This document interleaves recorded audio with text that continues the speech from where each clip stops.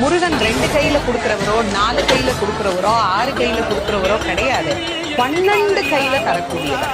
கேட்டவருக்கு கேட்ட வரங்களை அல்ல, நினைத்தவருக்கு நினைத்த வரத்தை விட அதீதமான நலன்களை வாரி வாரி வழங்கக்கூடியவர். அவர் 12 கையில கொடுப்பார், வாங்குறதுக்கு நமக்கு தான் 2 கை பத்தாது. அப்பேற்பட்ட வள்ளலாக விளங்கக்கூடியவர் முருகப்பெருமான். அவர் வள்ளல்னா பக்கத்துல இருக்கிற அம்மா சும்மா கிடையாது, அவள் வள்ளி. இவர் 1 கொடுத்தா அந்த அம்மா 2ஆ கொடுங்கன்னு வாழாம். அப்படி கணவனும் மனைவியும் போட்டி போட்டுக்கிட்டு நமக்கு கொடுக்க தயாரா இருக்கிறாங்க.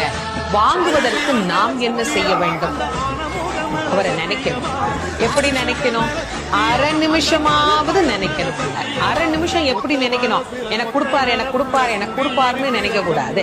முருகப்பெருமானை உள்ளம் உருகி, அந்த உள்ளம் உருகுகிற போதே நமக்கு அப்படியே கண்களில் இருந்து ஆனந்த கண்ணீர் அப்படியே பெருகும். அந்த கண்ணீர்